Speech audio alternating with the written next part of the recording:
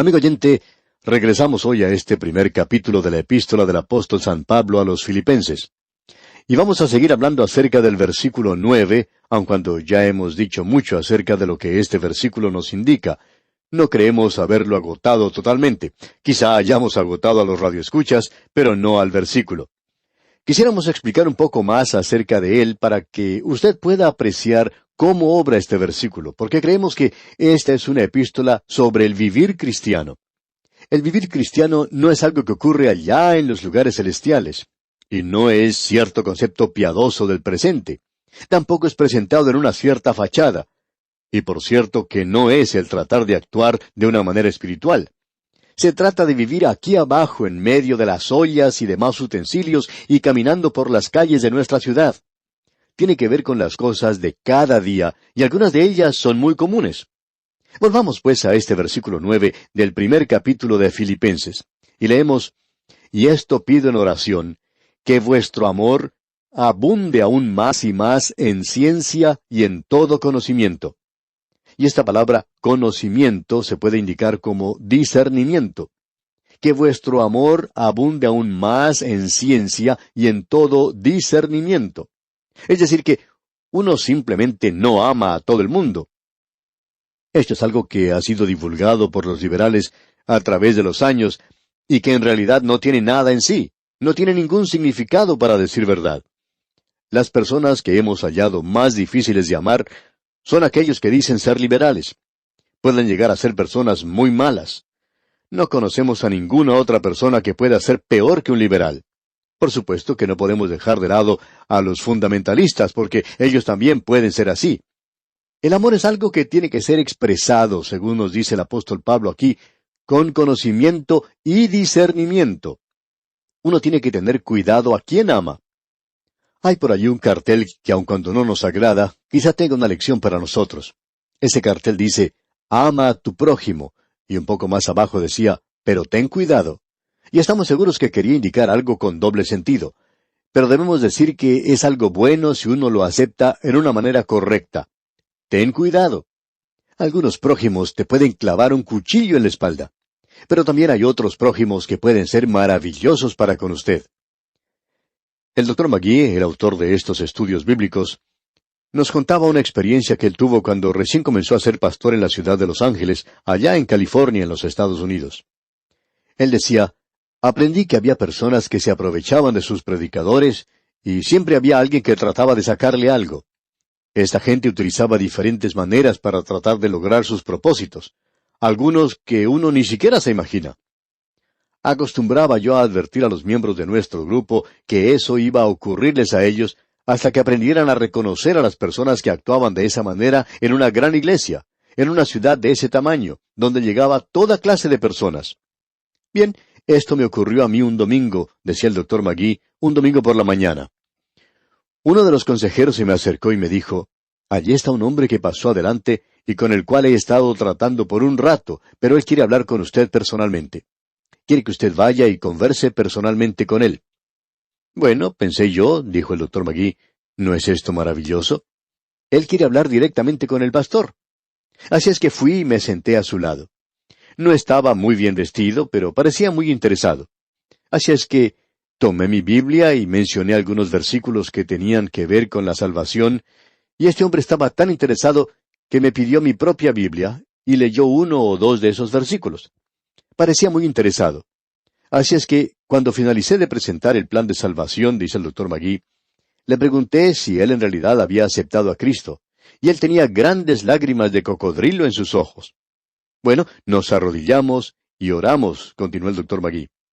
Cuando nos levantamos, yo cometí la equivocación de hacerle una pregunta. Tendría que haber dejado las cosas como estaban, pero yo le dije: «¿Cómo le están yendo las cosas?». Eso podría interpretarse de muchas formas, pero este hombre dijo: «Usted sabe, pastor, yo no quiero molestarlo a usted con mis problemas». Pero yo lo animé diciendo: «No, hombre, dígame lo que necesita». A lo que él contestó: «Es muy difícil para mí poder contarle esto. Yo era una persona muy inocente entonces, como una criatura entre los lobos». Y este hombre dijo: «Yo he estado hospedándome aquí en un hotel y ellos no quieren entregarme mis maletas. Yo no tengo dinero para pagar mi cuenta. Por tanto, no puedo sacar mi maleta de allí». Quiero dejar esta ciudad y estoy tan preocupado, ni siquiera puedo conseguir trabajo. Bueno, yo le pregunté, ¿cuánto debe? A lo cual el hombre contestó, $7. Imagínese, usted acaba de guiar supuestamente a una persona a los pies del Señor y él necesita solamente $7. Entonces, ¿qué es lo que uno hace? Bueno, usted va a darle los $7. Por tanto, dijo el doctor Magee, le di el dinero y él me agradeció muy efusivamente y dijo que me pagaría más adelante. Y luego se fue. Cuando salí de ese lugar me sentía muy contento. Para entonces todo el mundo había salido de la iglesia. Mi esposa me estaba esperando afuera y ella quería saber por qué me había demorado tanto, así es que le conté la historia. Y yo me sentía muy contento por lo que había ocurrido. La bondad que yo tenía en ese momento en mi corazón se desparramaba por cada poro de mi cuerpo. Le dije a mi esposa lo que había hecho, que le había dado $7 a ese hombre. Ella parecía un poco sorprendida, pero no mucho. Pensaba que había hecho algo bueno. 1 o 2 semanas más tarde, continuó el doctor Magee, tomé el diario de la ciudad y vi la foto de un hombre que parecía conocido. La miré cuidadosamente, y por cierto que era el hombre que me había visitado antes. Luego leí el artículo que estaba debajo de su foto, y ahí decía que él había sido arrestado por la policía. Lo habían arrestado porque era un vago. Había estado en la ciudad de Los Ángeles por 6 meses, y sin embargo había podido vivir muy bien. Era una entrevista con un reportero del periódico, y él dijo cómo era que había vivido durante ese tiempo. Él dijo, ¿sabe una cosa? Simplemente voy a una iglesia, hablo con el pastor, y cuento mi historia, y ellos siempre me ayudan. Y él continuó diciendo, los predicadores son los mentecatos más grandes que existen en el mundo. Y amigo oyente, quizá ese hombre tenía razón, por lo menos así era en mi caso, dice el doctor Magee, ya que él tenía mis $7. Llamé pues por teléfono a uno de mis amigos y le conté la historia. Conversé con alguien que era pastor y le pregunté si este hombre había ido allá, y me contestó que sí. Y le pregunté si él también le había dado $7.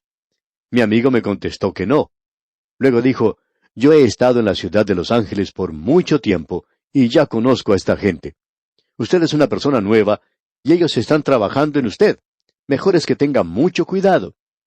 De modo que, dijo el doctor Magee, me propuse leer nuevamente lo que decía Filipenses 1:9. Y vamos a leerlo, amigo oyente.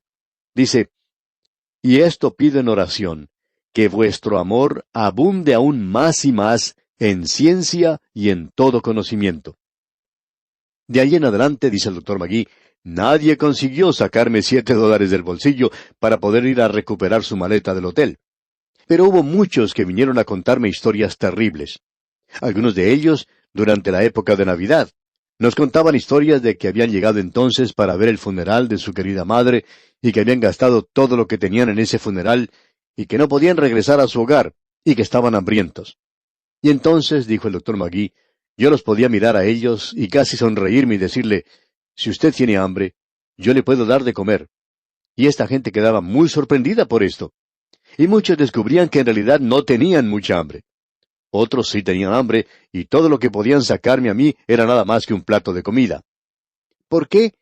Porque, amigo oyente, y deseamos decir esto de una manera muy cuidadosa, nosotros debemos expresar nuestro amor en el día de hoy, y por cierto que estamos de acuerdo que debemos amarnos unos a los otros, pero es mejor hacerlo con cierto conocimiento y con mucho discernimiento. Amigo oyente, eso es lo que nos dice aquí la palabra de Dios. Eso es lo que el apóstol Pablo nos está diciendo aquí. No nos venga a decir que el Señor Jesucristo nos dice que nosotros debemos amar a todos. Él habló de una manera muy clara durante su vida en esta tierra de que había algunas personas que eran hijos del diablo y que su madre era una serpiente. Él no demostró mucho amor por ellos. Él murió por ellos, pero esta gente tenía que tomar un paso de fe hacia Él. El amor de la Biblia no se derrama por todas partes. Creemos que es necesario reconocer esto en un día como el que estamos viviendo, cuando hay tantas cosas tontas o necias que se dicen por personas que lo usan como sentimentalismo, pero no los vemos produciendo nada como esto en el día de hoy. Pero hay algunas personas en las cuales usted y yo debemos prodigar todo nuestro amor. Y también existen ciertas personas, amigo oyente, con las cuales necesitamos tener mucho cuidado. Pero bien, sigamos adelante. En el versículo 10 de este capítulo 1 de la Epístola a los Filipenses leemos, para que aprobéis lo mejor, a fin de que seáis sinceros e irreprensibles para el día de Cristo. Este es otro versículo importante que necesita cierta explicación, porque en realidad Pablo está diciendo aquí, para que probéis lo mejor. Él está diciendo que uno necesita probar las cosas que son diferentes, y creemos que esto tiene que ver con la voluntad del Señor en su propia vida. Hay ocasiones cuando usted tiene que hacer una decisión, y posiblemente haya dos caminos por los cuales usted puede seguir. Ahora, ¿cuál de ellos debe elegir? Bueno, hablando honradamente, hay ocasiones cuando uno no sabe cuál de ellos es el mejor. Y si usted piensa que el Señor va a poner una luz verde o va a enviar un ángel para señalarle a usted el camino, pues, amigo oyente, usted está equivocado. Él nunca hizo eso por ninguna persona en las Escrituras. Él espera que usted use un poquito de conocimiento, de habilidad, y por tanto necesitamos probar las cosas que son diferentes. Cierto hombre contaba en una ocasión que existía dos caminos que él podía tomar, y creemos que se estaba refiriendo a sus propios negocios, y que él se decidió por uno de ellos y que no dio resultado. Aun cuando él dijo, yo había orado acerca de esto. Cuando vi que eso no dio resultado, regresé al cruce de esos caminos, y lo interesante era que en esa ocasión estaba seguro que conocía cuál era la voluntad del Señor para mí. El otro camino no había dado resultado y tenía solo uno que podía seguir ahora. Y así lo hice y me dio el resultado apetecido. Amigo oyente, Dios nos está diciendo que debemos probar las cosas que son diferentes. Hay algunos que piensan que el Señor les va a señalar con una luz verde como un semáforo el camino correcto cuando nos encontramos en una encrucijada. Y opinamos que eso es una gran equivocación. Luego nos sigue diciendo en este versículo, a fin de que seáis sinceros. Ahora esta palabra sincero es una palabra muy interesante. Proviene del latín y su significado es sincera. Cuando los romanos comenzaron, eran una gente muy brusca, muy tosca, aun cuando eran muy fuertes, y ellos destruyeron muchas obras de arte en Grecia y en muchos lugares de Asia Menor. Uno puede ver ejemplo de esto en muchas partes en ese lugar en el presente. Por ejemplo, allí estaba el templo de Diana, arquitectónicamente algo muy hermoso. Sin embargo, estaba muy cerca de las oficinas centrales de Satanás. Pero muchas de las obras de arte de Grecia fueron destruidas. Así es que, cuando los romanos llegaron a ese lugar, en su cultura, pudieron apreciar esto y comenzaron a reunir todas estas obras de arte, muchas de ellas rotas. Así es que, cuando un comerciante en obras de arte, que no era muy honrado, encontraba una estatua que estaba rota, que tuviese alguna rajadura, llenaba ese espacio con cera, de tal manera que uno no pudiera decir que había estado rota antes. Luego la vendía como una cosa genuina, como un objeto perfecto. Un cliente lo compraba, lo llevaba a su casa, lo colocaba en el jardín y cuando observaba la estatua al día siguiente, un día caluroso, allí saltaba a la vista, cuando se derretía esa cera de la estatua que había comprado, saltaba a la vista que no era algo genuino o perfecto como pensaba, sino que tenía algunas rajaduras. Entonces los comerciantes en obras de arte, que eran honestos, honrados, comenzaron a colocar en el material sincerus, es decir, sin cera, o sincero, genuino, que a esa estatua no se le había colocado cera en alguna parte y que ellos garantizaban eso. De allí, pues, el término sincero. Y Pablo está diciendo que no seamos falsos, que seamos genuinos, verdaderos. Y volviendo al último versículo que hemos visto, se nos dice que no debemos ir de un lado a otro dando palmadas en la espalda a la gente diciendo, alabado sea el Señor, aleluya, y decirle cuánto les ama, sabiendo que cuando le dan la espalda, usted es capaz de clavarles un cuchillo. De eso es que Pablo nos está hablando aquí. Él dice, a fin de que seáis sinceros, genuinos e irreprensibles. Quizá pudiéramos cambiar esa palabra de irreprensible por una que diga sin culpa. Uno no puede ser irreprensible. No creemos que si usted predica la palabra de Dios en el día de hoy pueda ser irreprensible. Esa es la razón por la cual usted debe orar por su predicador si él está predicando la Biblia. Y tiene que defenderlo a él por la sencilla razón de que él está presentando la palabra de Dios y que él es culpable ante los ojos de ciertas personas que se sienten ofendidos por él. Hay algunas ocasiones cuando uno tiene que decir cosas bastante duras y el auditorio de uno no lo aprecia. Así es que debemos decir que oremos por nuestros predicadores y defendámoslos si están predicando la palabra de Dios. No lo puede hacer sin ofender a ciertas personas y ser irreprensible. Uno tiene que estar seguro de que uno no es culpable de lo que ciertas personas lo acusan. En cierta ocasión se le preguntó a un pastor, ¿le gusta ser pastor en una ciudad tan grande? A lo cual ese pastor contestó, bueno, yo lo estoy disfrutando mucho. Es una oportunidad maravillosa y mucha gente viene a escuchar la palabra de Dios. Pero me doy cuenta que no puedo defenderme a mí mismo. Escucho ciertas cosas acerca de mí que son terribles. Y alguien le dijo a este pastor, eso está bien. Tenga cuidado simplemente de que nada de lo que se dice acerca de usted sea cierto. Sea en esa forma irreprensible. Ahora, el día de Cristo, que se menciona aquí en el versículo 10, hace referencia a su venida para llevar a su iglesia. Ya hemos visto esto antes. Esta es la segunda vez. Aquí se habla del rapto de la iglesia. El Hijo de Dios tiene que andar consciente de esto todo el tiempo. Luego en el versículo 11 leemos, llenos de frutos de justicia que son por medio de Jesucristo para gloria y alabanza de Dios. Note usted, llenos de frutos de justicia, los cuales son, por supuesto, los frutos del Espíritu Santo.